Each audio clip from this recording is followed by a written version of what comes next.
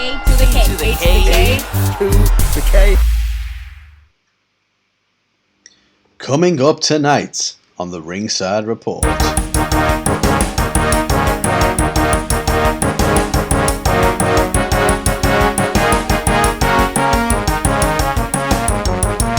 Bully Ray believes Moxley should have apologised to fans.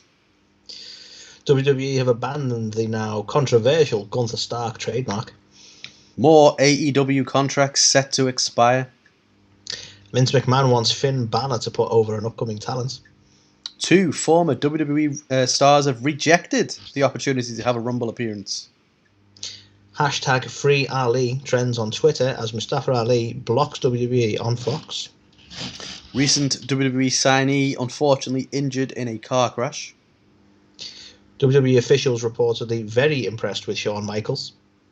Ronda Rousey reportedly set to return at the Royal Rumble. And WWE have been taking calls about a potential sale. What? Anthony, when's all that coming up? It's all coming up right fucking now. Yes, it is. Let's kick off with the most controversial one, potentially. So, Jesus. Bully Ray. Bully Ray. So, obviously, he's got his own show on Busted Open Radio. And basically gave his thoughts on Dynamite and obviously the start of Dynamite with Moxley coming out. He was quoted as saying, "I did enjoy that they started off with Moxley, came out with a bang, people were ready for it. However, I would have liked to have heard just a little bit of accountability from Jon. I understand the whole demons thing, and we always use the word demons as a creative word to get around the real issues, whether it's an alcohol issue, whether it's a drug issue. In Tommy Dreamer's case, it was an eating issue. Everybody has some kind of demon that they have to get around." Bully basically went on to say, yeah, we've got our demons, we got the best of Jon for a long period. I would have liked to have heard him say a bit of an apology to the fans. You don't have to apologise to the boys, even though the boys do count on you, but any one of those guys and gals could have had the same problems you did, and trust me, I came up in an era where a slew of men and women had their demons. So, yeah, basically he clarified that I'm sorry it wasn't necessarily the exact phase, but he basically should have had some kind of apology. And the fans expected a little bit more from Moxley after that time away. So Did they though, Bully? So obviously, as a fan, well, yeah, I didn't expect more. Yeah, me neither. Obviously, it stirred up a bit of shit. So obviously, Moxley's wife, Renee Paquette, is it his wife or his fiance? I don't know. Are they married now? They might be, yeah. I don't know. Well, Moxley's other half, Renee Paquette, basically went on Twitter and said that it was a very bad take. And Paige also from WWE went on and also in support of this, basically. I can't remember what she said, but it was fucking brutal. Paige is a fucking savage. She made a couple of comments, but my favourite one was when she said something about, like, basically if you have some time away to deal with stuff, please make sure you apologise to Bully Ray. She's a straight fucking savage. I love it. But the thing is, right, what I think puzzled me with this is, like, when he's talking about accountability, right? Have problems and apologising isn't accountability. What Jon did, acknowledging the issue and going and dealing with it, that is accountability. Like, the apology is meaningless in some senses. Like, he did nothing to apologise for. You know, he was gone to deal with some stuff. Like, where do you draw the line? Any time there's an absence, you have to apologise for that. Like, does Bully think that people have to apologise when they get injured then? Well, yeah. I mean, sorry, I hurt myself. Like, yeah. I don't understand the logic behind, like, you have to apologise to fans because you weren't on screen. Like, well, why? Like, yeah. To me, he did the most responsible thing he could fucking do for his family and for the business. It'd have been more irresponsible, like, because he's saying about the boys depend on you. That's exactly why he went away, to get help. Yeah, 100%. It is, like, as Renee said, it's a completely bad take. I don't understand the mentality on it at all. And he's talking about, like, I came up when everyone had the demons. You also came up at a time when no one fucking dealt with them. Well, yeah. Let's be honest. Yeah.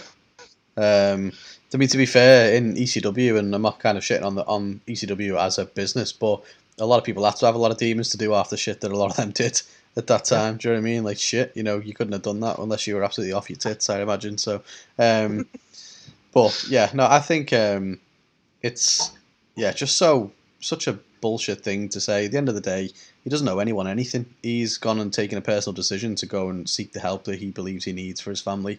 He's gone and done that. Come back, and he's back with the company. Like, I don't see why the fans are owed anything. It's his personal life, his personal choices, and what he wants to do. I just don't know where the accountability comes in. Like I've mentioned the injury side of things, but are we going to expect, is Bully going to come at Chris Jericho now whenever he goes on tour with Fozzy? He has to come back and apologise. Yeah, I'd love to see what his take is on him having to have accountability. For the things he said. Now, do you know what I mean? Has he got to apologise? Like, you know what I mean? Like, you know what I mean? It doesn't make sense, does it? Like, should he now, based on that logic, shouldn't he be then apologising for that because he's let a lot of fans down or whatever? Like, well, you know what? I don't know. He's so accountable to the fans. I never watched TNA in my life, so I would like an apology from Bully Ray for leaving WWE and going to TNA. Yeah, how dare he? How dare he? He should be accountable to that. Like, I missed out as a fan because of him. Yeah. We can all come up with bullshit. It's just bullshit. Yeah, I don't know. I think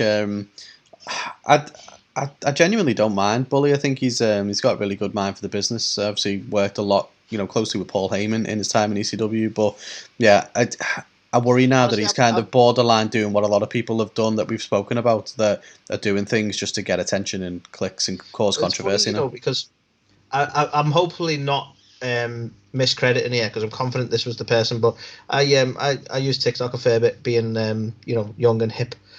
Like I am, and one of the wrestling TikToks on there, heel Kevin, and I hope I've credited right because there are a few of them, and I'm hoping it was your apologies if I'm wrong, but they were talking about the Bully Ray things, and he was saying about it's hard to understand why he's approached this the way he has. Like you say, it can't be anything other than an attention grab. But what he's saying is like, is it to garner heat because you're not a wrestler anymore? Like, yeah. And this is the bit I found interesting is like, there's no benefit in Bully building heat for himself when he's a podcaster now. Yeah, it doesn't make any sense. There's no payoff to this, so it can't have been done for the heat, unless you just can't stop yourself because you're in that wrestling mentality, I guess. But I found that an interesting point because I'm like, what does he gain from this other than obviously we're talking about it now, but it's not going to make people tune into Busted Open Radio any more than they already did. It's still popular. Yeah. So maybe he's looking for that Cornette, kind of heat, because obviously Cornette's got his little section of people who religiously listen to his opinions. The Cornettos, I fucking love that. That's got to be a shirt right there. Coming to Pro Wrestling Tees. I don't know actually. Do they have them in the States? It was in Hot Fuzz, wasn't it? People liked Hot Fuzz in America, so that's true. Yeah, maybe.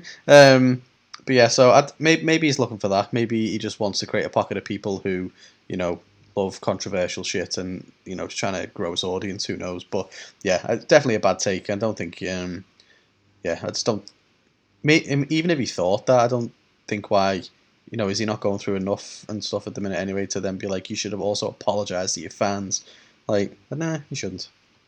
So, yeah, that was that one. Agreed. Yeah, crazy stuff. So, Carl, right, you might have recalled, moving on to the next one. Last week we talked about Walter, who's now known as Gunther. By the way, those who follow us on TikTok will have really appreciated Carl's most recent one regarding Walter. Those who don't follow us on TikTok, check it out because I've seen it being shared in other places by other people, which is cool. Fantastic ending for those who grew up in our generation, Carl, to your TikTok morphs, I think. But that's too much. So obviously WWE originally applied to trademark the name Gunther Stark. This caused a massive amount of controversy, which we did talk about briefly last week, in which this was essentially the name of a Nazi military commander during World War II, and it seemed like a bit of a either did you not know that or did you not care? I don't know where WWE come from with it because a quick Google search discovered that, and a lot of people jumped on that straight away.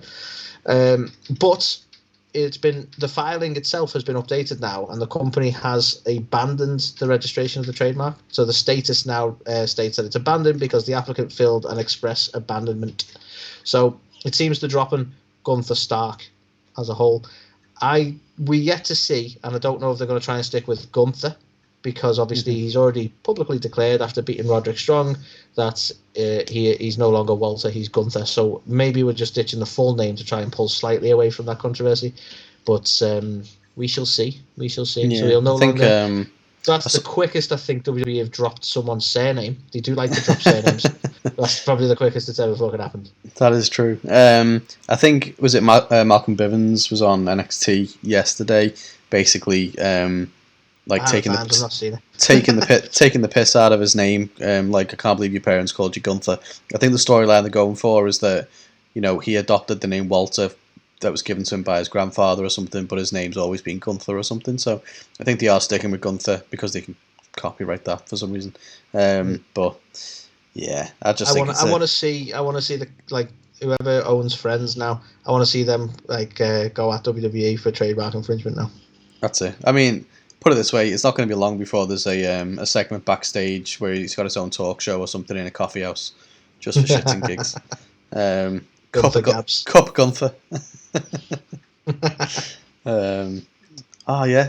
That's what we need for Joe Gacy. Cup of Joe. How has that not been a thing? I know. I can't believe that's going to happen now. Yeah. Bucket WWE, because we just want to hear more about Joe Gacy. So it seems WWE don't want to be connected to Nazi military commanders. Who'd have thought? Wouldn't have thought that was the case. So the next one to talk about AEW. So we mentioned last week that Pretty Peter Avalon had basically said he's accepting some independent bookings now going forward. Now, at the time, Leva Bates basically said no, he's still with AEW, he's just adding some indie dates to that. That's apparently since come out to be maybe confirmed as not being true as such, so I don't think he's signed to AEW, or he won't be anymore when his contract's expired, but he might still work the occasional date with AEW. But basically, it's now been revealed by PW Insider that as well as that, obviously Avalon's deal is going to expire. There's also a few others in the coming months that are going to expire as well. So the first one being Marko Stunt. Now, we know, obviously, we haven't seen him with AW for months and months and months. I think when Christian came in and he kind of aligned himself with Jurassic Express for some reason, that almost spelled the end of Marko Stunt, unfortunately, because why do you need to have Marko in there when you've got Christian available to be with that group? So yeah, so it looks like I know Marco's actually he's tried out for like The Voice or something in America. He's actually got through. So you got some pipes on him, yeah? Apparently so. So who knows? Maybe where his future lies. I know he appeared at GCW the other day, which was interesting. But yeah, not too sure what's going to happen with him. Another one, Joey Janela. So his contract is coming up. He can't say some surprise with Janela, to be honest. Well, he's expressed a desire to continue working with them. So it's not like he's keen to move on or anything like that. So I think if his contract expires, then they're just going to let it expire. I don't think it's a him wanting out kind of deal. But the last one, which is probably the biggest name, is Brian Cage. Oh, right, okay. So obviously there's been a lot of kind of controversy around Cage. I know his wife or his fiance spoke out recently, basically against AEW of how poorly he's being used and things like that. But obviously he was being used quite prominently as part of Team Taz and the FTW Championship and stuff like that. But then he's just sort of been completely dropped. I can't remember the last time he was even on AEW. So it seems like he is very keen to get out of there. But it makes you think he's certainly got the look for WWE, but I'm not too sure he's got the height for WWE. Do you think they would make a play for him? It wouldn't surprise me. But let's face it, like I hate to make the comparison because I know it's a controversial comparison, but we've got the Rabid Wolverine. He was never a tall guy, but he had the muscular physique. Probably not the same size as Cage, in all fairness, and WWE propelled him to the main event scene. Obviously, understandable controversies happened there, but it wouldn't be the first time WWE have signed that guy, because he's got the look, even though he's not got the height, like you say. Guerrero is another example of someone who had the build, but not necessarily the height. So I don't think it's been a massive deal breaker for WWE. I think he could probably, I don't know how well he'd be used there, but I could see him getting signed. Yeah. No, it's an interesting one. Obviously, people praised all his stuff for like Lucha Underground and places like that before he came to AEW, and I think he just didn't have the best showing there for the company. He's probably the biggest shame. Like, no disrespect to the others, but you kind of go, well, they weren't really being used very well, and it's not going to be a problem. And I don't think any of them will be a problem for AEW at this point. But Cage, I feel like all he needed was a good storyline. Yeah, I would have fucking loved to see Brian Cage and Miro. Yeah, would have been amazing. Exactly. I feel there's missed opportunities there, which is a real shame. I'm surprised that they're not looking to keep that relationship going and see what they can do, because he's not really been involved in anything enough to say whether he should be an AEW guy or not. You know what I mean? Yeah. No, I agree. Yeah, so I think a lot of people kind of speculated this was going to happen. Obviously, they signed 3-year contracts with the option for a 1-year extension, I believe, when the company was founded. So we're now coming up to that 3 years. So obviously, the amount of talent they've signed, I think it was inevitable that there was going to be, you wouldn't call them cuts, for example. I don't think they're even going to publicly comment on stuff. I think they're just going to let them expire. Like, similarly with Big Swole, like, they didn't then say, we've come to terms on the release of Big Swole, we wish her the best in future endeavours, blah, blah, blah, and turn it into this big event of, like, round of cuts. Like, they're just letting contracts expire kind of silently. Yeah, to be fair, the Big Swole stuff would have just gone unsaid had it not have been discussed on her podcast. Exactly. So it's one of them. I don't think that, unless someone like Sean Ross Sapp or like PW Insider or someone kind of reports on it and gets that inside scoop, we might, there might be even more that are just going to be leaving the company that we just don't even know about. We'll be like, we haven't seen them in a while. Oh, that's why. So yeah, interesting take. But Brian Cage certainly, probably the most likely to rock up somewhere like a WWE or an Impact or something like that, I would say. Yeah, I'd agree with that. Impact would probably suit him better. No offense, I can't see him being used in WWE very well. Not the way they do business at the minute. No. Yeah, so that's fair. So funnily enough, it kind of leads into my next one, that Carl, because Vince McMahon wants Finn Balor to put over an upcoming talent.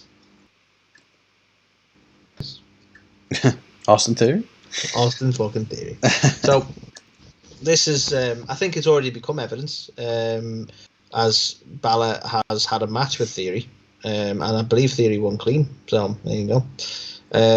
Obviously, Austin Theory's been quite prominent for some reason on the show with segments he's been doing with Vince McMahon and the Golden Egg, of course.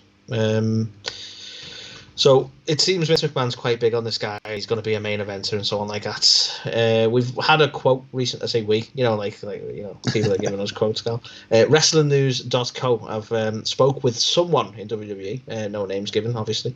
And I'll give you the quote here. They said, "Yeah, Finn has been moved into the spot that Jeff Hardy had. He's just there now to help get over the younger guys. There was a pitch to make him a heel, but that was weeks ago, and I haven't heard much about it since. Vince never saw Finn as much more than just a mid-card guy. Heyman would have pushed him to the moon, but Vince just never saw it. Austin is going to get time to shine in the Rumble match. Last I heard, he will be in the final 4 or 5 at the end of the match." So that's the quote. That's the quote we've got from WrestlingNews.com, and that's come from an inside source at WWE. So it seems Finn Balor has they've no sort of real plans for him, especially in the main event scene in any time soon.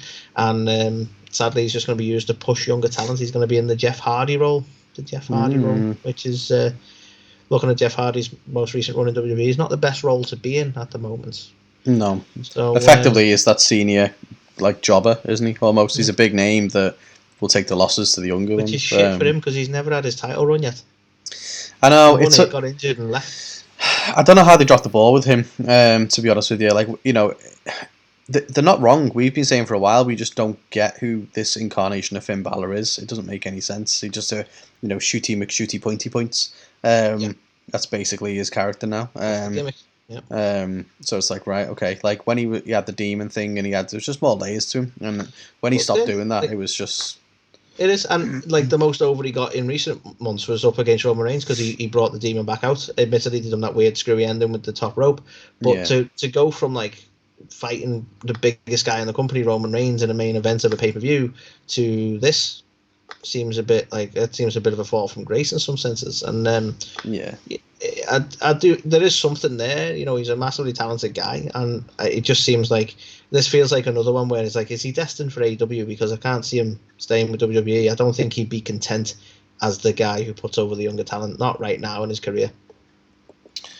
No, I mean, then again though, like some people, because how old is he now? He's in his like 40s now, isn't he, Finn? He has been around for a while.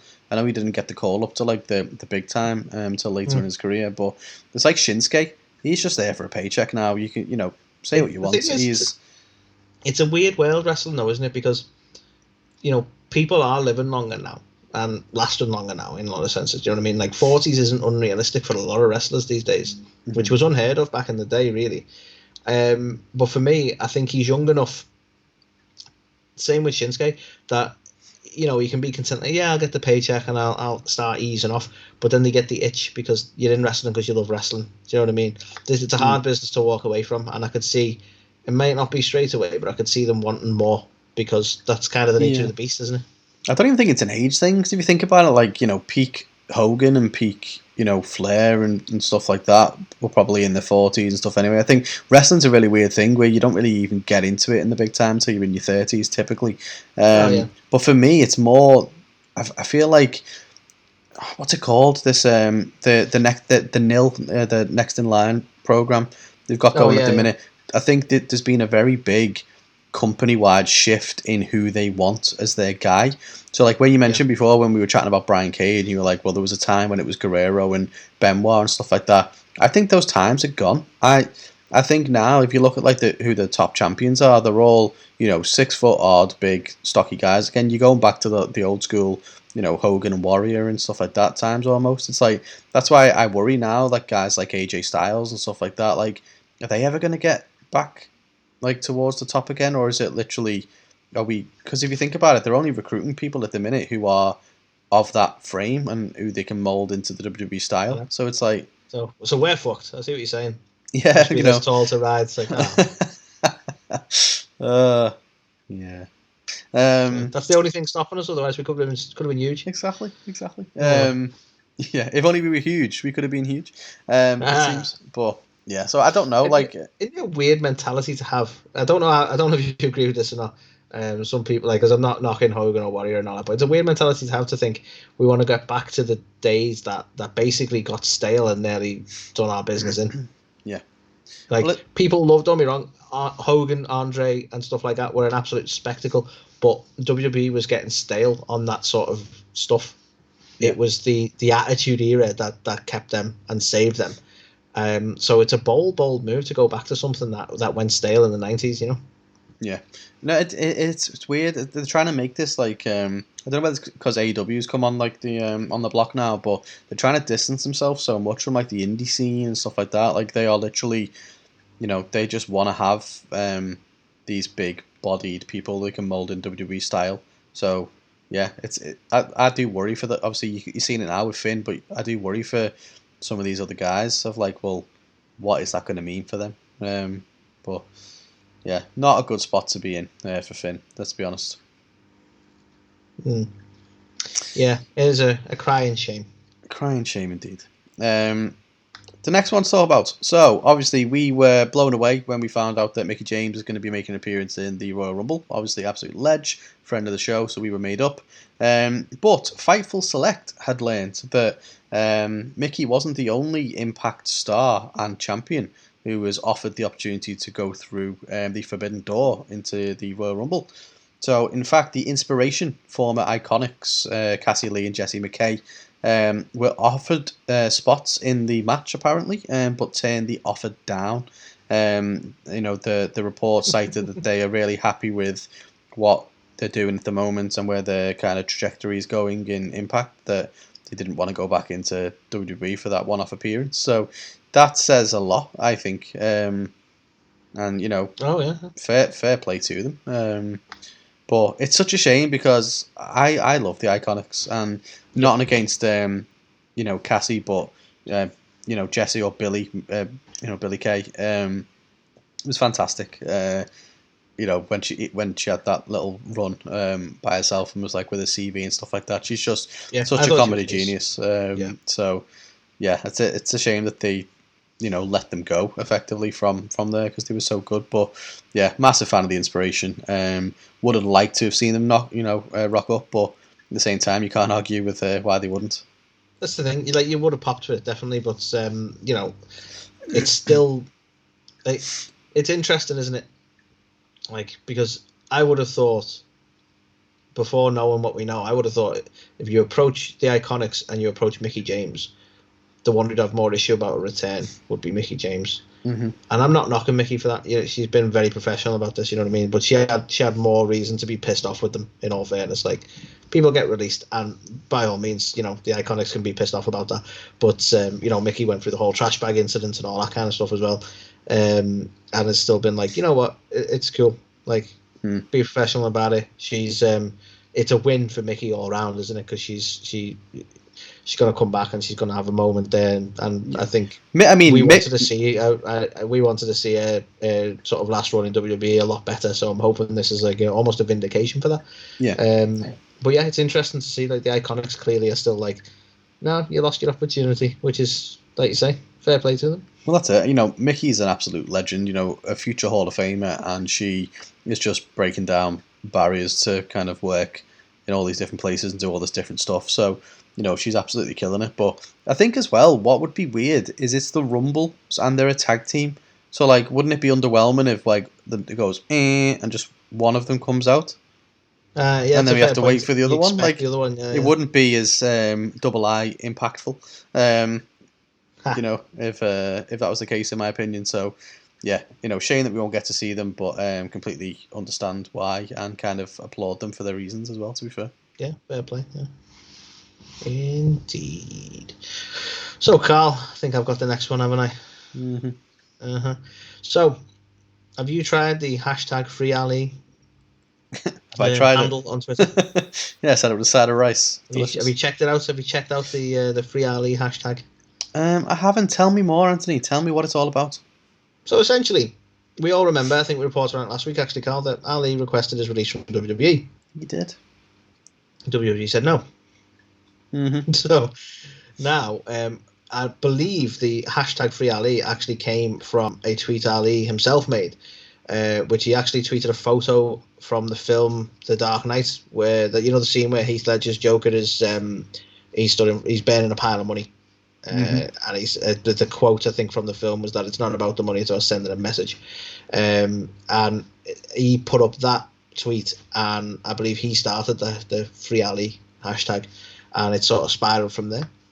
What we've had recently is people who have been tweeting anything related to the hashtag Free Ali appear to be getting blocked by WWE on Fox. So this isn't necessarily, I don't know who actually is in charge of this. So we have WWE's Twitter handle and we have WWE on Fox as a Twitter handle, which I imagine is controlled by Fox themselves. I imagine that's why they're two separate things.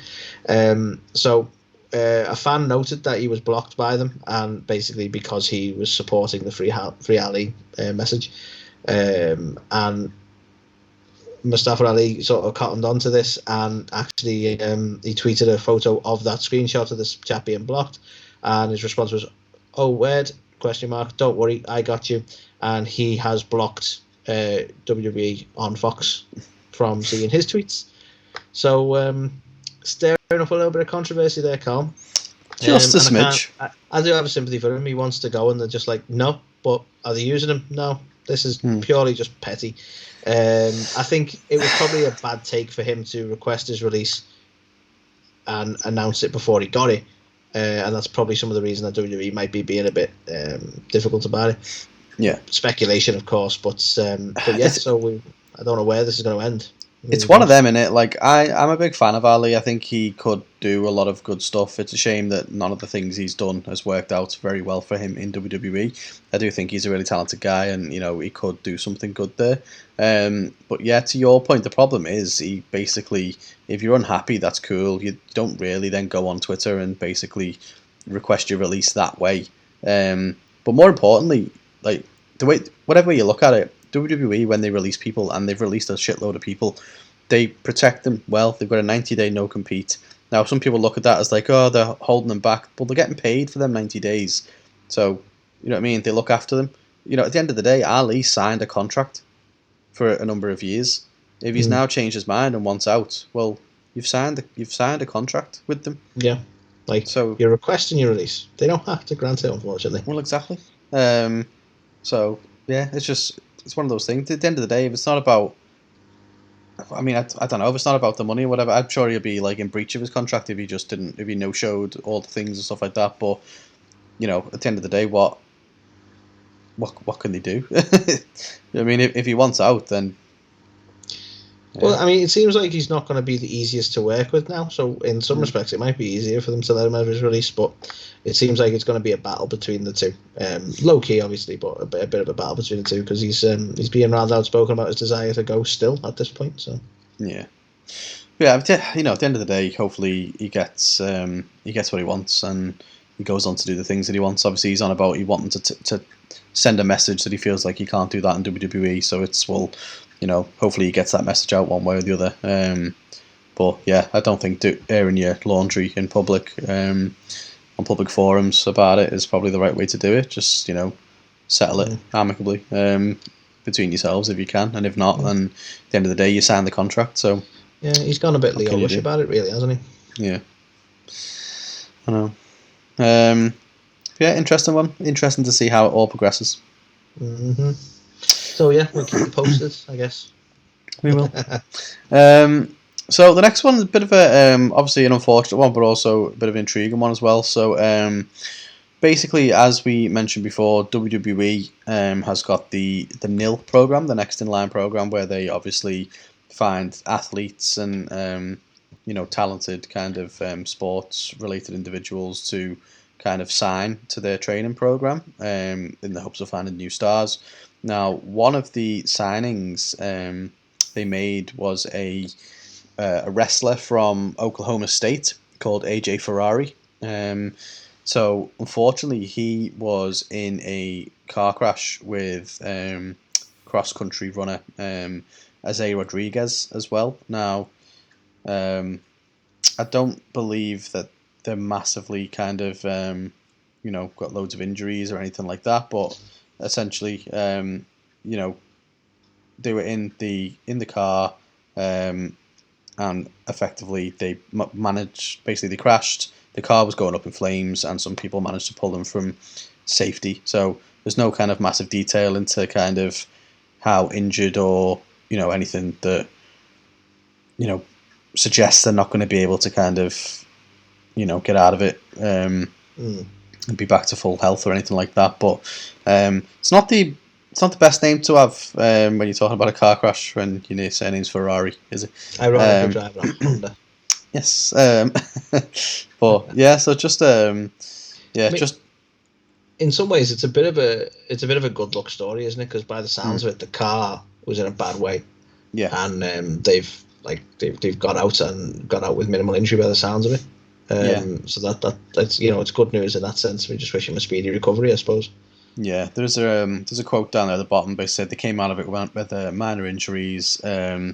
It says they're lucky, said John Smith, who's close to where the accident happened and showed up on the scene right after they were taken by helicopter. The seatbelt saved their lives. They had their seatbelts on. It was a bad wreck for AJ and his eye when you look at the car. But they're lucky to walk away with minor injuries. So yeah, speedy recovery to the pair of them. But indeed, interesting one. Certainly is. So Carl. Yeah. Sorry. The next one I've got, Carl, is that WWE officials are reportedly very impressed with Shawn Michaels. However, they're not as impressed with Shawn Michaels as Shawn Michaels usually is. Sorry. Yeah, he's a cunt, isn't he? It's been reported that they think he's cute and they know he's sexy. I honestly, I've got visions of him just strutting around backstage, just muttering that to himself. God, yeah. He's just, I don't know. I get the vibe he is still a bit full of himself, you know. Oh, definitely. You can find Christ all you like. Doesn't stop you from being an ass. Anyway, so basically, this cardiac event. He's been steering the ship for NXT. So he's been doing a lot more behind the scenes. Originally brought in as a coach, but by all accounts, he's putting a lot more in the absence of Triple H, and we still don't know at this point sort of how long that's going to be for. But there was a bit of speculation around him. Obviously, he is one of Triple H's friends, and you know, recently we've seen a lot of people be released who you wouldn't expect. You know, Triple H guys such as Regal and Road Dogg and Gabe Spolowski. I hope I pronounced that right. So a lot of people were speculating, you know, could this be a little bit of a nervous time for HBK? But by all accounts, he has got nothing to worry about. There doesn't appear to be any sort of danger. He's been seeing them through this sort of transitional period for NXT, and they are suitably impressed with what he's been doing. So it seems like you know, Shawn might be screwing over his friend Triple H. No, I'm kidding. Oh, the irony. If you think about it, way back when DX was Shawn Michaels' thing, the Triple H took over. Now here we are, NXT taken over by Shawn Michaels. Fuck you, Triple H. Exactly. So it looks like Shawn's certainly got a decent position in the company and a decent position in NXT. He's obviously very proud of NXT. Very recently been on Raw Talk, and he's been quoted as saying, like, when discussing the Rumble, they're like, you know, who do you see winning? Who would you like to win? He's obviously expressed that he's very biased towards NXT guys because of his run in there. So he'd be talking like the likes of Damian Priest or Riddle, and they're just people he sort of sees as favourites for him. But you can obviously see that he's very proud of what he does at NXT, and by all accounts, he's doing that very, very well. So fair play to the man. Yeah, I mean, even if he wasn't doing things very well, I think he's got a contract for life. He's like on Undertaker levels, and at the end of the day, if Vince wasn't going to fire him way back when he was you know. I mean, it says that this has come from an inside source of WWE that how pleased they are with Shawn Michaels, and I'm 100% confident that the inside source is Shawn Michaels. I'm just saying. I wouldn't put it past the guy, to be honest. He is his biggest fan. Let's put it that way. Quoted saying, "They're very impressed with me." I mean him. Okay, I'll stop making those sort of jabs now. Shawn loves Shawn, is all I'm saying. Yeah. Brett screwed Brett. Shawn loves Shawn. So, on to the next one. It's been reported by Uncle Dave, so take it with a massive fucking helping of salt, that Ronda Rousey is going to be making a return potentially at the Royal Rumble. Now, Dave didn't come out and particularly say at the Rumble, but he has said that she is scheduled to be at WrestleMania 38. So he's not 100% sure yet whether or not she's going to be in the Rumble, or at the Rumble or in the match itself. But as of this time, she is scheduled to appear at WrestleMania 38. So obviously that's led to a lot of speculation that this is going to be her road to WrestleMania. So she's going to be a surprise entrant and obviously rock up in the Rumble and kind of maybe go after Becky Lynch and restart up that feud again. So all potential options. I know Becky gave some thoughts on this, basically saying, leave her at home. I have talked a long time that all these MMA heads that want to come into WWE because they think it's an easy meal ticket, but not just put in the work and the hours and the time that we do when it comes to travel and the grind and obsessing about the ring and making sure that the crowd appreciates everything we do. She doesn't want to put in that work. Just remember, I'll be getting better and better every time while she's at home playing with her Twitch or whatever. So, nice. Yeah, fair play to Becky. But also, the fact she's commenting on it like that, this is the same kind of stuff that she was commenting on around the time they were in that feud. So, who knows? Who knows? I know she's not long... Ronda also had her daughter as well. I think it's only a few months ago. So I know Becky obviously came back surprisingly quick after having their daughter as well. So I wouldn't rule it out, but at the same time, I don't know. Do you think she's coming back at the Rumble? I wouldn't be overly surprised. Like, I don't. I'm not seeing enough to go. Yeah, that, you know, I'm confident that she will, or it seems really likely. She hasn't really expressed enough of an interest, if you ask me. But I wouldn't be surprised if she rocks up. It'd be a nice surprise. Do you know what I mean? I'd want that they've actually kept as a surprise for once, which would be good. Yeah. It's an interesting one though. If they bring her back at the Rumble, how can she not win it? And obviously, we don't want her to win it. So no, we don't. No. That's a good point. It is a good point. Be a lackluster way to return, wouldn't it? Oh, she's back, and she's over the rope. I mean, yeah, you know, we're going to talk about this in our segment, obviously doing the Rumble predictions shortly. So make sure you check that out if you listen to this. But yeah, you've got to wonder that about a few of them. There's been a few names that have been talked about as potentially returning or so on and so forth, and it's like, well, you can't all win. So obviously some of these returns are going to be a bit of a damp squib in that sense, in the sense they're not going to win the Rumble. So this is the thing, like, I'm a bit up and down on Mickie James' return, because I really want to see her back in WWE. We're huge fans, but it doesn't feel like she could win, because there's no way they'd want a TNA star to win the Rumble. But I want her to win. Oh yeah, so I'd love it. I'd fucking love it if she won. I just hope that she gets a good showing. I think she's earned that and she deserves that. You know what I mean? Definitely. But we'll see. But yeah, I think if Ronda comes back though, you just know she's winning the thing. So I kind of don't want her to come back just for that reason alone. But that's why we love the Rumble. We don't know these things, and we're all going to get to witness it live and see it all, you know, unfold in front of our very tear-filled eyes, I imagine. So yeah, so a little snippet there. Ronda may be coming back. Interesting stuff. Something that would make you want to click on an article, I would say. Anyway, so Carl, last one. WWE, you've been talking about potential sales again, right? Of course they have.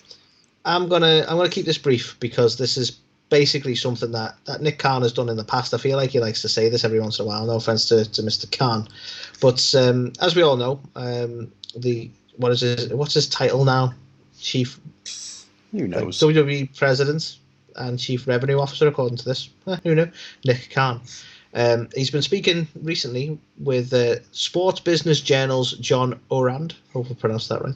So anyone who wants to check that article out, they can find it. I can find it on WrestlingInc.com, because there's a fair bit in there, Carl. I'm not going to talk about it all, but it is an interesting read, because he's talked about changing the sort of mentality, not just the public perception of WWE, but internally, from this being this mom and pop shop to sort of a globally recognized company and that sort of thing.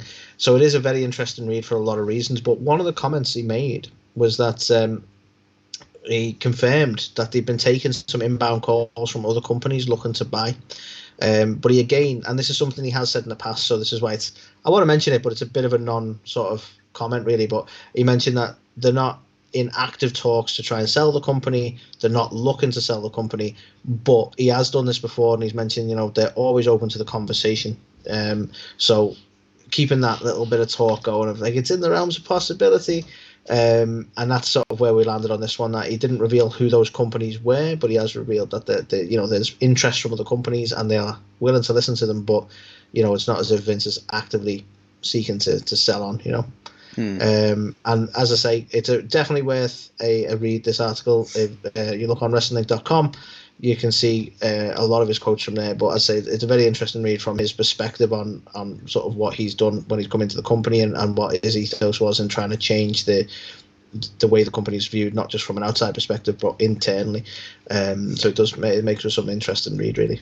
Yeah, I mean, from that, I've got two kind of key takeaways from it. The first one is that, you know, Triple H's days seem numbered in that place. Like, if he's talking about it not being a mom and pop shop anymore and basically wanting to bring in all these, you know, knowledgeable experts on all their fields, at the end of the day, Triple H is a wrestler. He's not a fucking business graduate. He knows nothing about, you know, the role that he's in. Effectively, he's got it because he's Vince's son-in-law and he's got a massive passion for wrestling. And by all accounts, and one of the things he's mentioned this, he said about Vince McMahon feels that WWE have earned a seat at the sort of the big boy table, if you will. He's not said it like that, but I'm paraphrasing. They've earned a seat at the table, and that is something that the other companies, other big sports companies don't see it that way themselves, even though Vince does. So it's trying to shift that mentality so that they are recognized in the same way that other big sports companies are recognized. And I think some of that might be like cutting out some of the nepotism. So you might see like, they'll still be shareholders, they'll still be rich, but you might see the likes of Triple H and Stephanie taking more of a shareholder back step away from any prominent positions in the company, because it looks a lot less like a mom and pop shop kind of thing. I mean, to be fair, the whole thing terrifies me, because we can say what we want about WWE, the director's headed and stuff like that. It's a goddamn institution. It's been a part of my entire life, right? This is the funny thing. People talk about competition. AEW were never going to topple WWE as long as they were around, because it's WWE. Yeah, but the thing is though, when that day comes, like when if they sell that company and it's not run by them commands anymore, and there's no involvement from any of those guys, and it's just run by execs and this, that, and the other, and it's just a TV, sports entertainment show, whatever.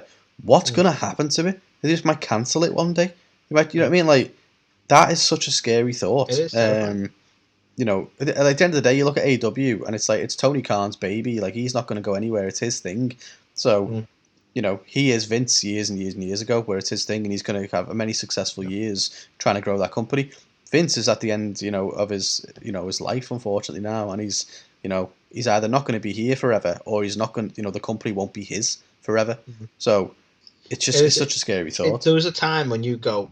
When you sit there and you go, you know what, the company's going to be taken over by his idiotic daughter and his doofus son. Sorry, you expect the family will take over, right? And it's becoming less and less likely, isn't it? That it's not going to stay a family business, and that is kind of sad, because, like you say, when it becomes less personal, like it's not within the realms of possibility that they go, well, this isn't working on a business point of view, so let's cancel. The thing is, as well, less about. I don't want to shit on Bischoff. I feel like I've shat on him quite a bit on this this week. But shit away. If you think about it, like, he had no fucking understanding of the wrestling business. He was a TV exec that they brought in for WCW, and he got a couple of things right initially, but then he killed it. He ran it into the ground. Yep. And you can say what you want. It's fact. It's what happened. So, I mean, a lot of people they talk about the Monday Night Wars and talk about the competition, but by all accounts. And people can tell me I'm wrong because I'm not an expert, but it seems that WCW was going to fail whether WWE put them out of business or not. Oh yeah, I mean they'd shot themselves in the foot with all the guaranteed contracts and the money they were throwing around everywhere anyway. So that was always going to come back and bite them in the ass. But the thing is, you need, wrestling as we know it. If you think about what wrestling used to be back in the territory days and stuff like that, with the bookers and all that kind of stuff, it isn't that anymore. It hasn't been that in a long time, and it is just it's a TV format now. TV itself is dying. You can see that from the ratings, and it's like, well, what is wrestling going to be? And more importantly, it's going to be a series of premium live events, Carl, on an app. That's what it's going to be. But it's like, it's a worrying thought. Like, I will hate the day the WWE ceases to exist anymore, because it's been a huge part of my entire life, and yours as well. That's the thing. We come across as AEW marks probably quite a lot here, but we've mentioned it before. We love the competition, because competition is good for both companies. We're never going to not be WWE fans. No, and it exists. Yeah, it just people can say what they want about Vince and Steph and anyone in creative and stuff at the moment, but it scares me a whole lot more to have someone like a Nick Khan come in and be in charge of WWE. That terrifies me. Especially when he's basically been brought in to think less like a wrestling company and more like a sports business. Yeah. So he doesn't. It's not.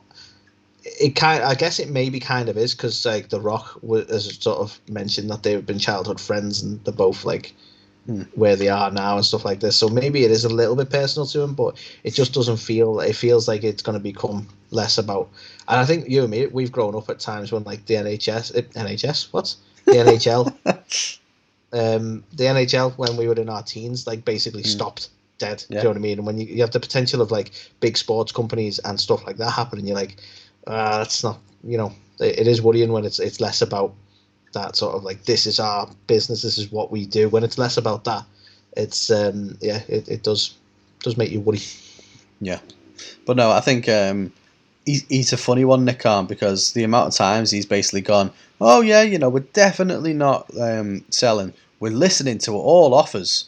We're definitely not selling. We have no plans. We are listening. We field lots of offers, and we always listen to offers. I feel like some of his day is taken up by ringing up sports companies and or companies in general going, listen, we just wanted you to know that we're definitely not selling, but we do listen to offers. Exactly. Yeah? It's like, how many of these articles are going to come out? If you cut through the bullshit, what he's basically saying is, we haven't had any offers that we're going to accept, but yeah, we're open to offers. Someone makes a good one, we'll sell. Yeah, that's what he's saying. Definitely not selling. Exactly. Sure. Yeah. So yeah, it's a very interesting thought. It's also a very somber thought if that means the end for obviously the McMahon family in the wrestling business. But we will see how that all unfolds over the coming months and years. It's funny, isn't it? Because it's a weird position for Nick to be in, because if we get to a point, and it seems that he hints at this is the second time now I've known him hint at we're willing to listen. If the company gets sold during his tenure, he'll always be the guy who ruined WWE, won't he, to the fans? No, it's a weird mantle to take that, and he obviously isn't bothered. He's a businessman, but that's what people will do. They'll go, Nick did this. So yeah, he was asked to, though. He was brought in to do this. But I wouldn't fancy being in that position. No, I mean, just imagine they sell it to Disney and stuff. It's the Firefly Funhouse. Come inside, it's fun inside. They just don't even bother with the fee now. Yeah. Oh, hi everybody! Welcome to the Firefly Funhouse. Hurt, heal. I can't do the voice, but you get my point. So yeah, who knows? I can't actually think of anything more terrifying than Mickey going, "Let me in." Yeah. If you did it in the Mickey voice, Carl, yeah, that would be terrifying as fuck. It just needs to be South Park Mickey Mouse. That's that's what we need. Yeah. That's yeah. I mean, Disney would be like, we joke, but Disney would be like the main ones who probably would do it right. To be honest with you, and I only say that because I have faith. They bought controversial to the geek fandom out there, but they've done right by Star Wars so far. And you can say what you want about the new set of films they did, but you're looking at the likes of the Mandalorian and Boba Fett and things they've been bringing out on the Disney Plus network. They've been doing well. They've done the same with Marvel. They've been doing well with Marvel. I mean, they've done so well with Marvel. They've actually brought back a lot of stuff that was sold to Sony many moons back. So they've got Spider-Man back, for God's sake. Mm-hmm. So they're doing right by the properties they're getting. So they're not just like the Mickey Mouse company that we knew as kids. You know what I mean? Oh, yeah. So if anyone can do WWE right, I'm hopeful that if Disney ever did buy them, it wouldn't be like to ruin them. It'd be to keep it and keep it right for the fans. Yeah. Plus, I'm already signed up to Disney Plus. That works for me. Yeah, as long as it's either Disney Plus, Netflix, or Amazon Prime, one of them. Honestly, if in a couple of years' time we're like WrestleMania, yeah, can't wait for it to drop onto Disney Plus. Yeah, that's gonna be crazy. I know. All 4 nights of it. Exactly. Yeah, let's see how it all unfolds. But that was the news. That's your lot. That's it. But yeah, so if you haven't already, This Week in Wrestling, we've just recorded that one, so go and check that out, give our thoughts on everything from WWE and AEW and a bit of GCW in there as well. And also make sure you check out our Royal Rumble predictions. We are mere days away, so we're going to tell you what's going to happen. We'll see how right or wrong we are. But until then, here is the one and only Thunder Rosa to bid you a farewell. Hey everybody, this is Thunder Rosa, and you're watching or listening A2theK. A2theK. A2theK.